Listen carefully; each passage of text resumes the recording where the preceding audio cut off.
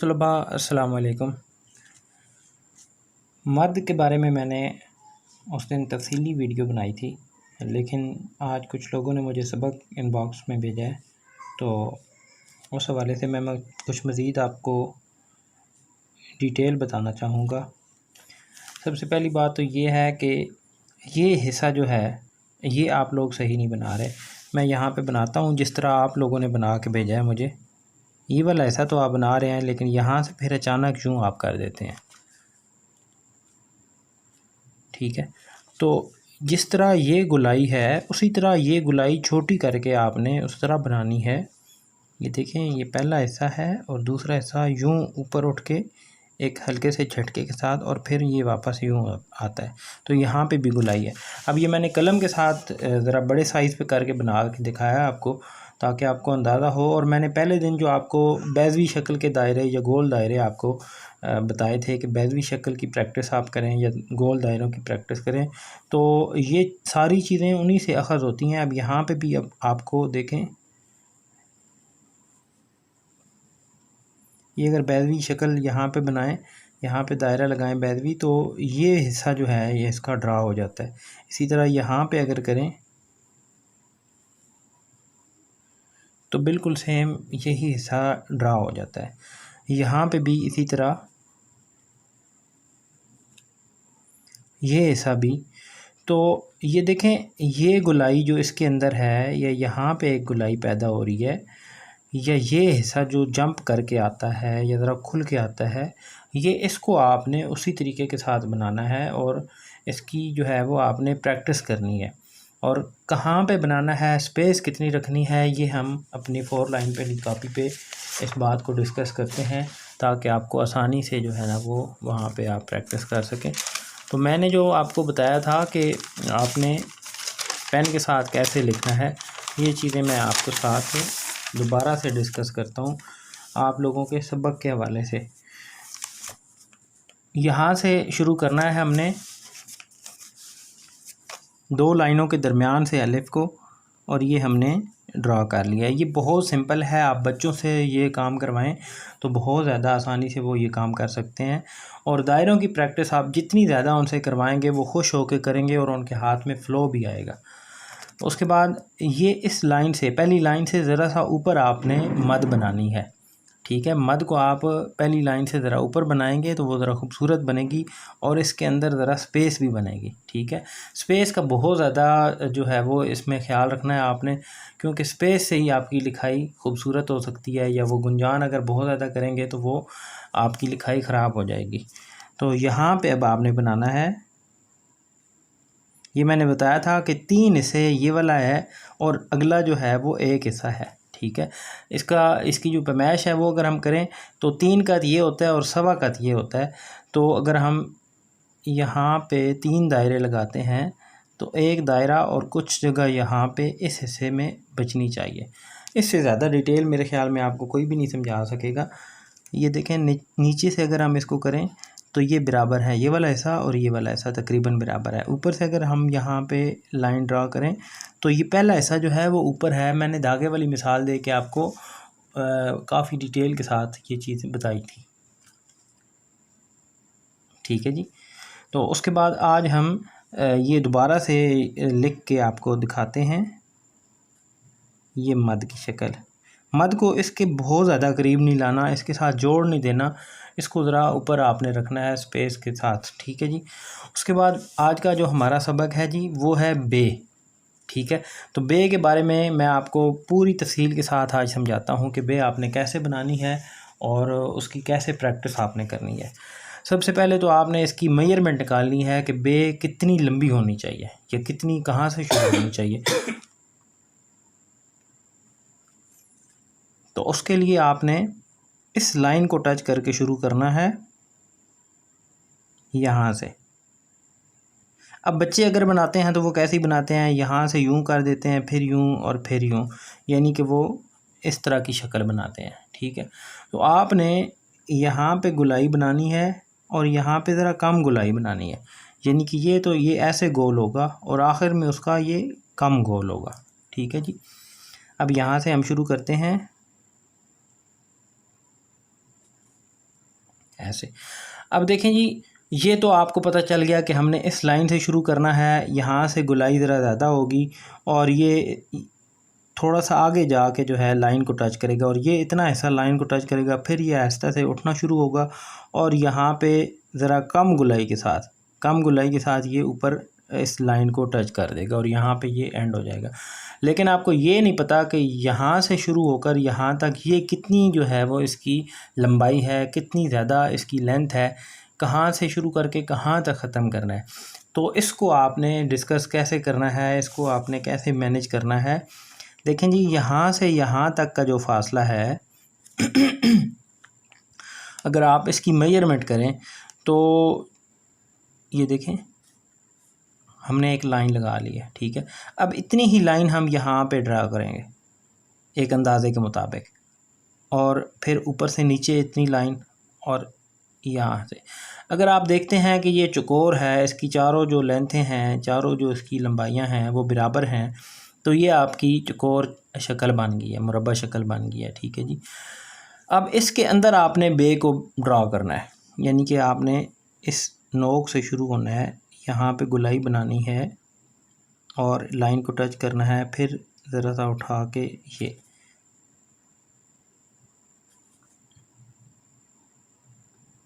अब एक मरतबा आपको पता चल गया है कि हमने इतना लंबा बे ड्रा करना है, इतना लंबा बे बनाना है, तो उसके बाद आप 1000 मरतबा प्रैक्टिस करेंगे तो इसकी शक्ल जो है वो बहुत ज़्यादा बड़ी भी नहीं बनेगी और बहुत ज़्यादा छोटी भी नहीं बनेगी। अब ये आपने अगर एक भी कर लिया, एक ये हर्फ सीख लिया, तो इसका मतलब है कि बे की फ़ैमिली की जितने भी हरूफ हैं वो आपने सीख लिए हैं, उसकी प्रैक्टिस आपने कर ली है और इनसे आपको बहुत सारी चीज़ें और भी हमने अख़ज़ करनी हैं, जैसे काफ हो गया, गाफ हो गया, और इस तरह की चीज़ें जो है हमने इनसे अख़ज़ करनी होती हैं। बाकी ये है कि आप इसकी प्रैक्टिस जारी रखें।